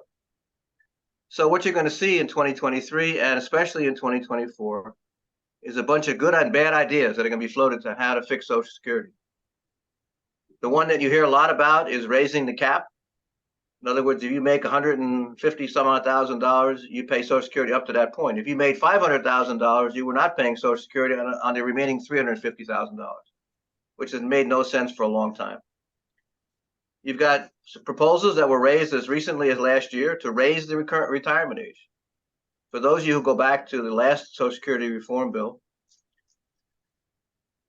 it was raised then from 65 to 67 in 1983. Now there's folks that are talking about raising it to 70. And then there's even another proposal that would say, let's take every federal program we have, including Social Security and including Medicare, and sunset it after 5 years and go back and make sure it's still valid and should be continued. So I'm happy to be a board member and have been for the last 7 years of AARP. And I was very pleased to have us hold a bipartisan national conversation on Social Security about 2 weeks ago.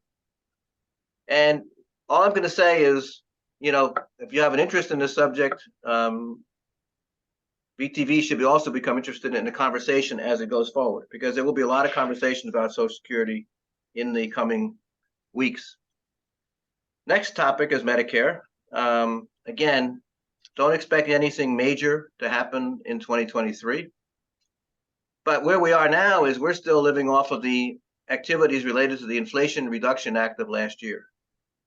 The headline of that, of course, was the vote by the Congress for the first time in history to have Medicare negotiate for the price of drugs under Medicare Part D.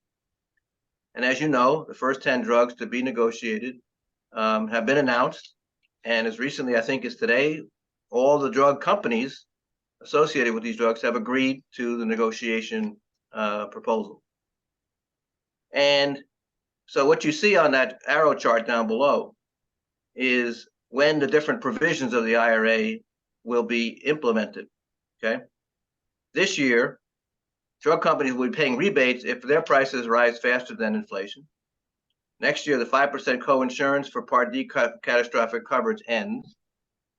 And then the one thing that many of us worked for a long time on is to have an out-of-pocket cap on costs, out-of-pocket costs for older adults set at $2,000, which will take effect in 2025.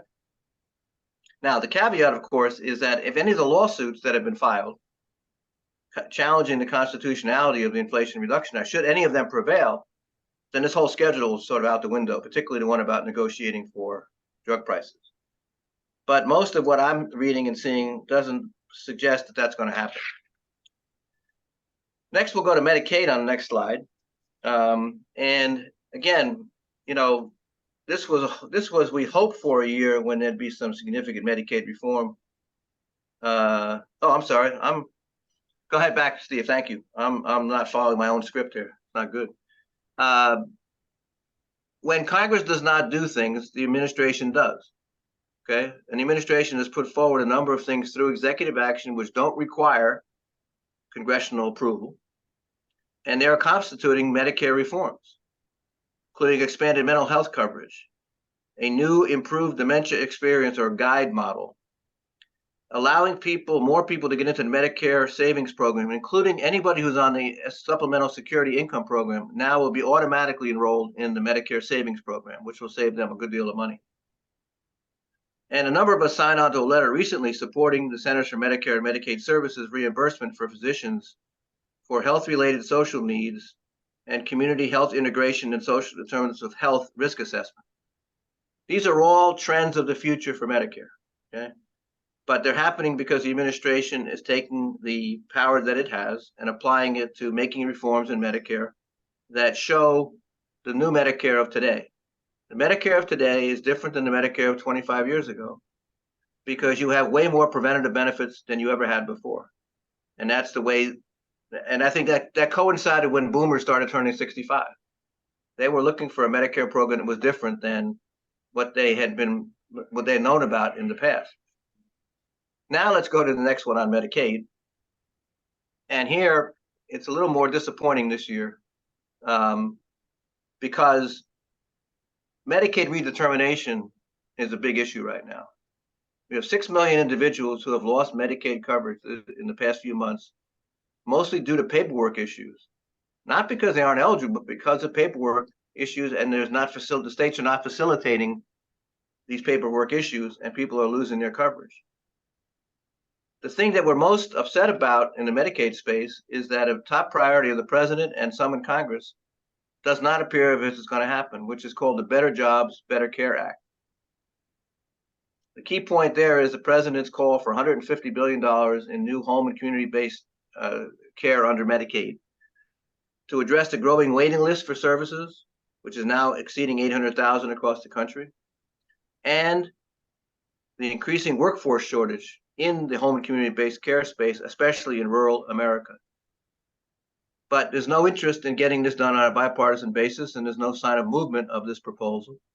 So it's going to have to be pushed into next year, even though older adults and their families way prefer home and community-based services over institutional care. Next slide. This is where I'm going to need some advocacy help again from BTV, which is around elder justice. Okay, this elder justice is about elder abuse prevention, as you know. And as Barbara noted, we run the Elder Justice Coalition from here. And we're facing two crises right now in the elder justice space. One is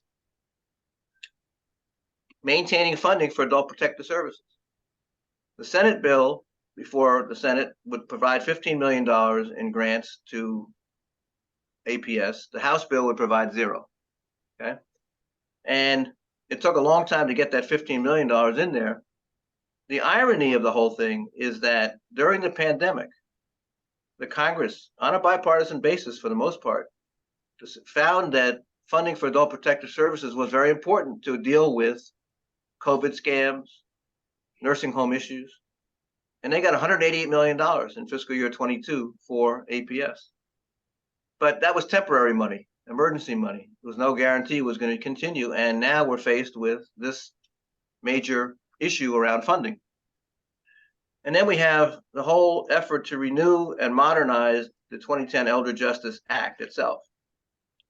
There are bills introduced in both the House and the Senate to make a $4 billion or more investment in elder abuse prevention with dedicated funding for adult protective services, strengthening the long-term care ombudsman program, new provisions for increased staffing in nursing homes, which we all know is the number one issue in the nursing home space right now, and a new grant program for area agencies and community-based groups to help combat social isolation. The problem here is no Republicans have joined either the House or Senate bill. And if that is not changed, there'll be no movement on this bill. So you happen to have a Republican senator from where you are and can communicate your interest in seeing he or she co-sponsor the Elder Justice Modernization Act, please do so. And please feel free to use this QR code to help communicate your message. Next slide. I want to make sure that I touch on this too, because I think, Barbara, we've worked on this together along with some other groups in the aging space. You know, we had this problem of, you know, this remarkable country we have where vaccines were developed so quickly and so efficiently at the time that COVID broke out. Yet we were finding obstacles on the part of the advisory group that gives advice to the Centers for Disease Control that would say, yes, older adults should have access to these new vaccines as long as they have shared decision-making built into that arrangement, meaning you as the individual have to talk to your provider about whether you should get the vaccine or not, and they have to say yes, right? Well, we spent the last year and a half, my NANS group in particular, to get rid of that clause, if you will, that provision. And by a 13-1 vote about 2 weeks ago, that same advisory committee voted and said no to further shared decision-making for new COVID vaccines, meaning that they're available to everybody 6 months and over without shared decision-making, including older adults. That is a huge development that we've been waiting for a long time for. But now there is another condition we're concerned about called RSV, which is, again, affecting the youngest of our population and the oldest. And here again, the same advisory group said, yes, there is a couple of new good RSV vaccines, but for older adults, there's still going to have to be shared decision-making before they can be given. We're trying to get that changed as well. So, next slide is what I try to end all my presentations about, which is about advocacy, okay? You know, there's a huge intersection between politics and policy. I've always said there's no good policy without some degree of politics. But the bridge that connects the two is what you do so well, advocacy. Advocacy featuring educating and informing that can elevate issues to elected people. Advocacy that's done by those closest to who they're advocating for is the most effective. And who better than people in the villages advocating for some of your neighbors and colleagues on issues that are important to them? Advocacy is a contact sport. You got to be constant, you got to be active, you got to be informed, and you got to be honest. You can't be sporadic, you can't be partisan, you can't be uninformed, and you can't be uninterested, otherwise you don't belong in the advocacy space. Next slide, and my last slide, is about, again, from now till next year, when you have your conference, the world of politics will mix with policy on a regular basis for the aging agenda. Those issues I talked about that didn't make it through Congress this year could very well end up and will end up on the campaign trail, whether it's Social Security, Medicare, or Medicaid. But one thing we should all be vigilant about is not having ageism creep any more into this campaign, any more than it has. It's our responsibility as advocates, and for those of us who are older adults who have a vested interest in not seeing ageism promoted, we need to call out the national media and the local media every time they engage in ageism against candidates at all levels. This cover of the New Yorker has generated an incredible amount of controversy and negative reactions across the country. But, you know, people need to hear and be apprised of the fact that they're carrying on ageism in some of their communications. So with that, I will leave you with a resource page, not a resource, with questions, if you have questions, and my email address if you have anything you want to write after this particular thing. So let's leave this up, and then I'll turn it back to Barbara for any questions people might have. Oh, you've got a lot of chirping in the wings, Bob. It's been good. It's been really good. And by the way, somebody mentioned Jennifer from the California Village, Cardenas, said National Ageism Awareness Day is this Saturday, October 7th. Right. So it's very interesting. I would love to open it up for questions. I mean, we didn't really have questions per se, but chatter in the chat room. Let me see. I'm gonna go back and look at some of this stuff and see. You've answered some of them, I can see, right? Yep. One of the thing, how are villages individually? I mean, Beatrice, is it individual lobbying for efforts, or are there lobbying players besides ARP? Which Bob, you can answer. The network itself, we belong to two organizations. One is called LCAO, the Leading Council of Aging Organizations, and it's comprised of leading aging organizations like NCOA and ASA, and Eddie Rivas is on this call also, and I attend these meetings regularly and voice our opinions through support letters, like Bob, you mentioned, you know, the caregiver. ARP put one out for the one that you had mentioned. I'm trying to look at what it was called. The Medicare reimbursements for patient education, you know. So we do a lot of support letters through V2V. I mean, individual villages, even if you start at your local level, we encourage villages, I mean, even if it's a zoning issue, you know, that they may be building, you know, beautiful high-rise building and not affordable dwelling units. You know, as we heard from ARP, you know, you have a voice. It's, you know, Seal, I know, has a question. You have your hand up. So Seal, why don't you go ahead? Bob, I'm trying to think about how to frame my question.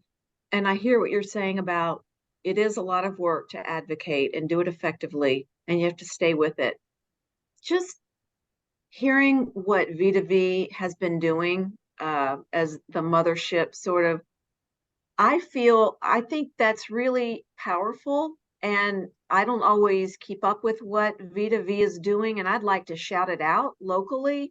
Do you see any value, or do you see any reason that would preclude local villages from putting something on Facebook or our Insta that engages our local community about these very particular issues?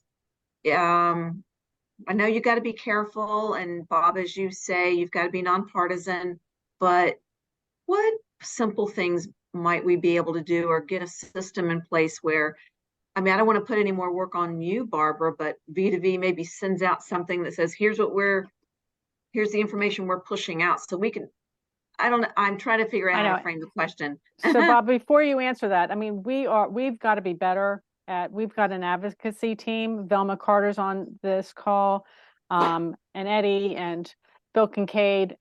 There's a group of us that have been, Kim Greer. We have been actively sitting and talking to aging organizations. I was going to announce it tomorrow, but I'll say it right now. I was asked and appointed to be on the Leading Age Board of Directors.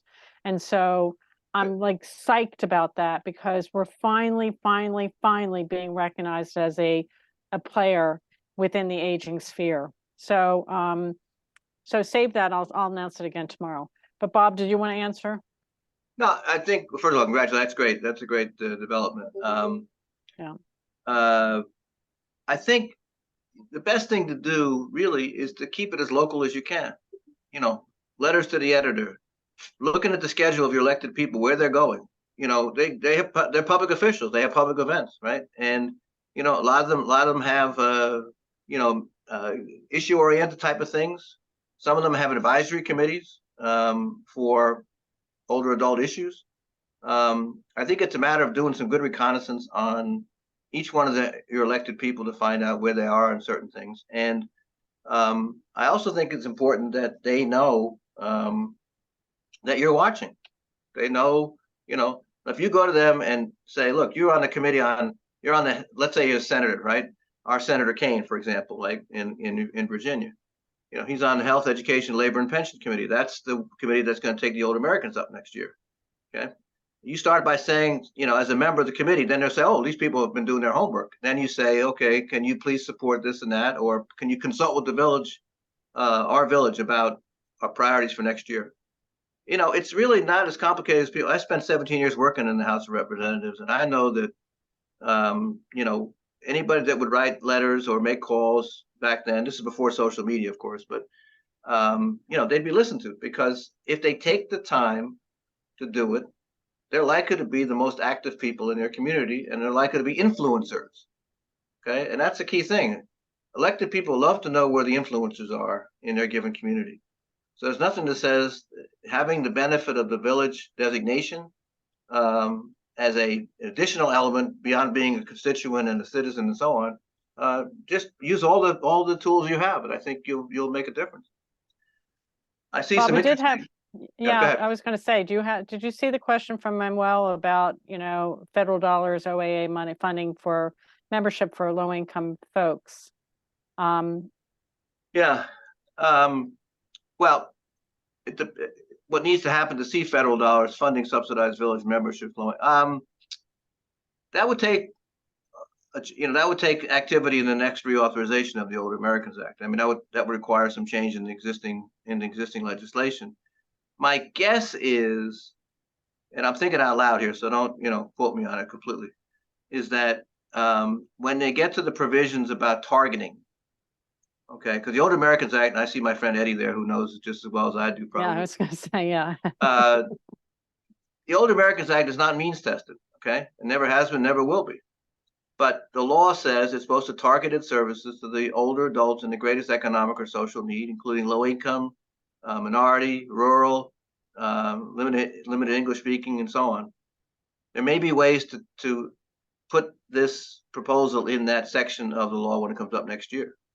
I mean, it's certainly worth pursuing. It's certainly worth putting forward and seeing what kind of response you get.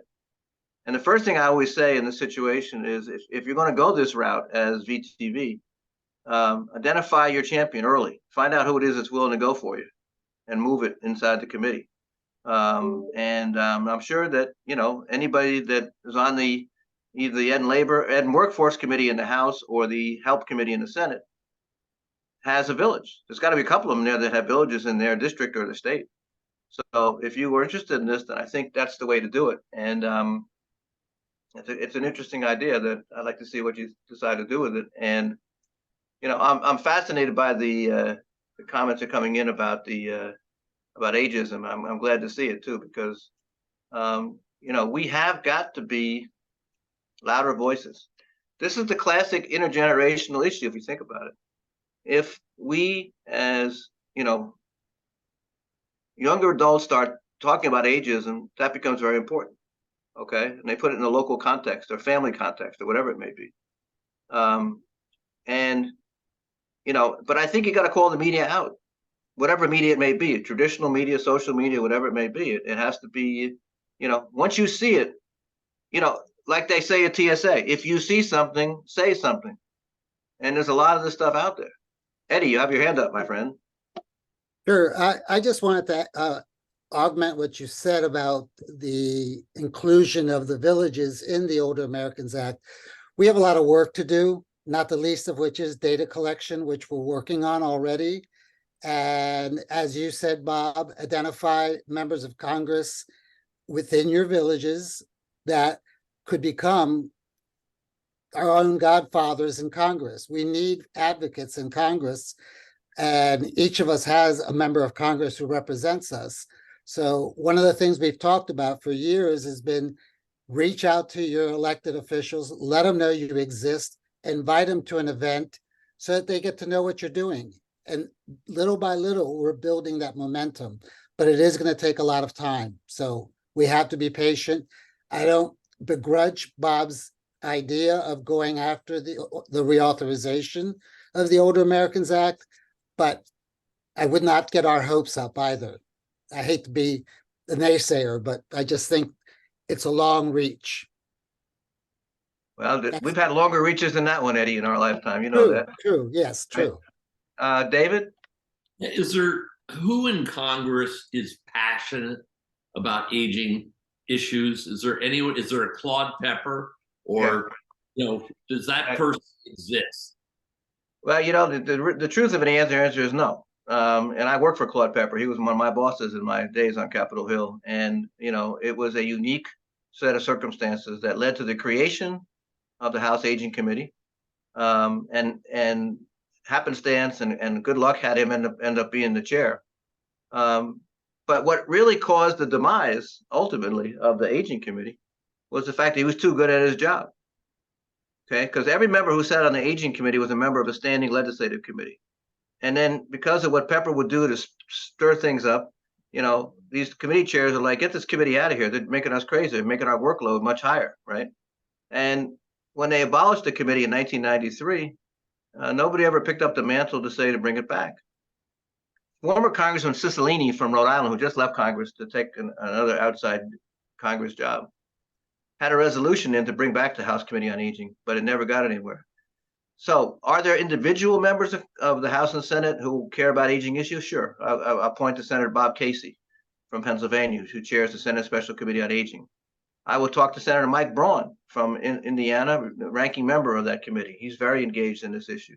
Senator Joe Brand, as I mentioned, is also very involved. On the House side, Congresswoman Jan Schakowsky has been very active on aging issues for quite a while. Congressman Neal, particularly strong on the elder justice issue. Senator Wyden also on the elder justice issue.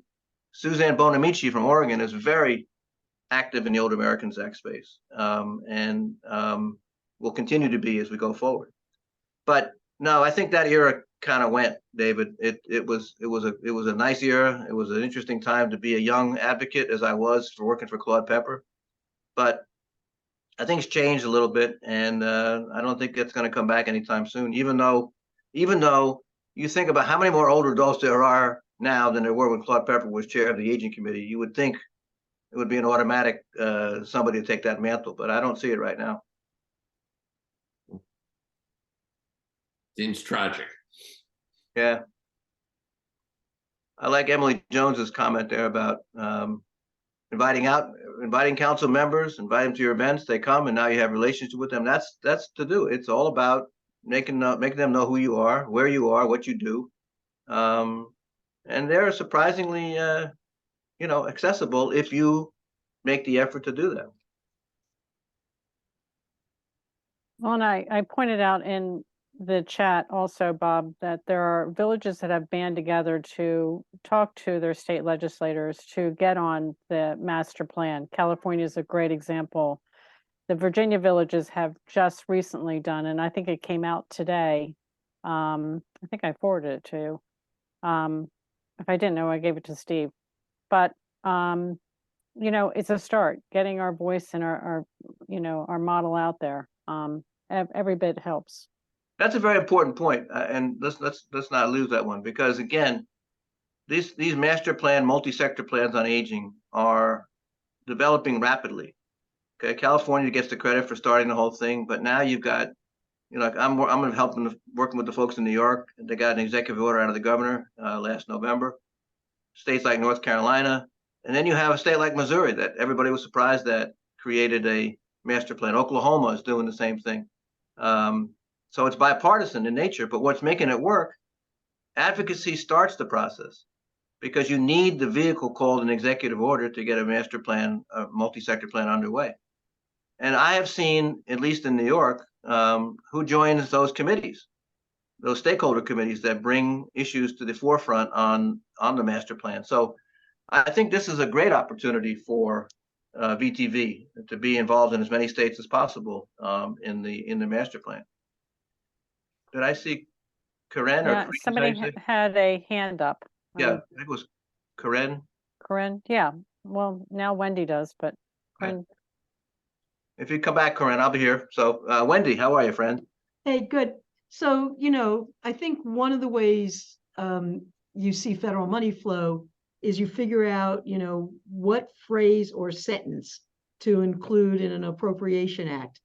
I'm going to remind Bob to think back years ago when Nancy Whitelaw worked to get evidence-based programming into Title 3D.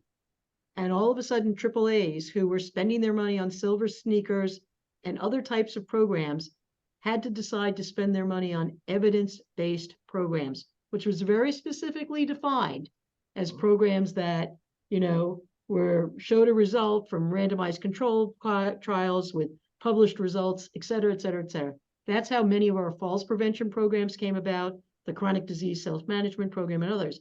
But all it was a phrase in between two commas in the authorization and, not the authorization, the Appropriation Act for AOA. That doesn't happen because we write our congressman. That happens because somebody hires an advocate like Bob to work and make this come about. So I think one of the things that V2V gets to think about, if we ever get to the point of having some resources, do we want to have an advocate or a lobbyist in Washington that can help us move this ball forward? We don't have to discuss it right now, but we can talk about, invite your congressman to an event. You've got to be there when the bills are being written and rewritten and make sure that your phrase between two commas stays all the way to the end. Just my point of view. Thank you, Wendy. Yeah, yes, anytime. Corinne? Yeah, Corinne, yeah. Okay. You might have already gone over this. Are there specific bills that are kind of on the table that you are aware of, like the numbers that we're trying to get more support on?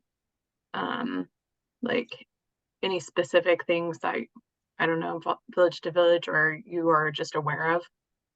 Well, I think the answer to that is let's just stay focused on one area that, and that's the funding for the fiscal year that began October 1st. Okay. The Senate has moved along very quickly to get all 12 of its bills to fund the federal government, moving and get ready for action on the Senate floor. The House has been slower in doing it, but the House numbers are a lot lower for a lot of programs. So the simpler message, honestly, because there's no real bill number I can give you per se, but it's really the whole appropriation process for fiscal year 24 that we're talking about. The simple message is to support the Senate numbers. They're better for all the kind of programs that the VTV would be interested in the aging space and housing space and transportation space, all that stuff. Across the board, the Senate numbers are better. So the message really is to go to your House members to ask them to support the Senate bill, the Senate numbers for funding for next year. And it doesn't have to be any more detailed than that. It doesn't have to have a bill number. Just all you have to say is, please support the Senate funding levels for key programs for older adults as you discussed funding for fiscal year 24. And if enough people did that, and bring whatever local element you want to bring into your communication, who you are, what you do, whatever it may be. But that's the main action right now, and will be for probably the next couple of weeks. Next year there'll be a bill number for an Older Americans Act reauthorization, but that won't be till next year. Any Social Security reform bills or Medicare reform bills will eventually have bill numbers, but you're not going to see that stuff this year. It'll be next year before any of that stuff produces. But funding is real. It's on the table right now. Will be on the table for the next 42 2 days now that we have this continuing resolution passed. Okay. Anybody else? One last question from David Feldheim. Who are the principal lobbying advocates for aging legislation? Well, some of the big players. Well, obviously, I mean, ARP, Yeah. you know, that's the biggest of them all by a long shot. But you've got, you know, the National Committee to Preserve Social Security and Medicare. You have Leading Age. You have the Alliance for Retired Americans. You have the National Council on Aging. Then you have, you know, Meals on Wheels America, National Association of Nutrition and Aging Service Programs, Elder Justice Coalition. But as I'm going, they're smaller as I go through the list. Okay, in terms of, you know, real powerful, dedicated lobbyists, ARP takes the cake by a long shot because they have all the resources to do that. Most of the other groups I talk about are more niche in nature. They focus on more specific issues. ARP's got the benefit of having a broader reach. Right. And as you also know, they operate in every state, and they've had amazing luck at the state level, moving bills like the CARE Act and other bills, utility bill, things of that nature. So, you know, if you're interested in that kind of thing, I would suggest you start with identifying yourself with your state director or your associate state directors in your states for ARP, and tell them of your interest. And you know, if there's something you want to have communicated to the national office, have them do it for you, because they get that a lot. You know, I see this come across my email a lot. As a board member, I see a lot of these communications that go from the states to the national office. So that's the best I can answer on that one.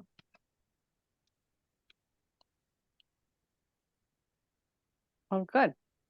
Okay. Morgan, the last question is, AARP been willing to include language about villages? AARP has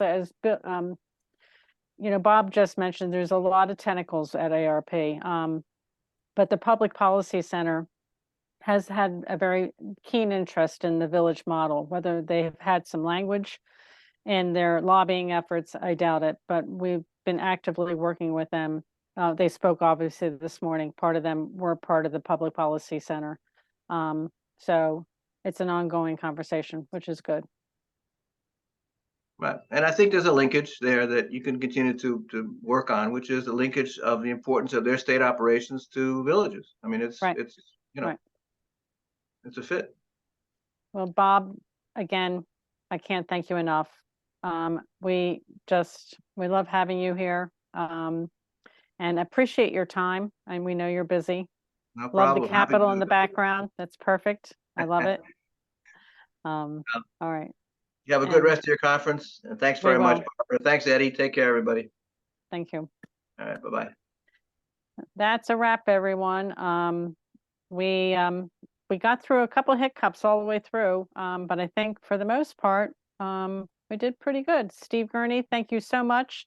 And again, thank you to our sponsors. You know, we could not put this on without your support, and we look forward to a full day tomorrow. We have a lot of information coming through.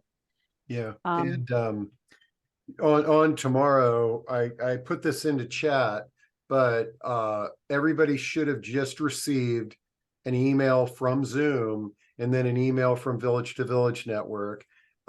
It's very important to remember the link that you use to get on today's conference will not work for tomorrow.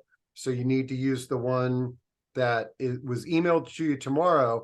Now, again, all these emails that you should have been receiving from me, if you can't find your link, we've been giving you a link where you can go in and sort of self-register and jump in on the discussion.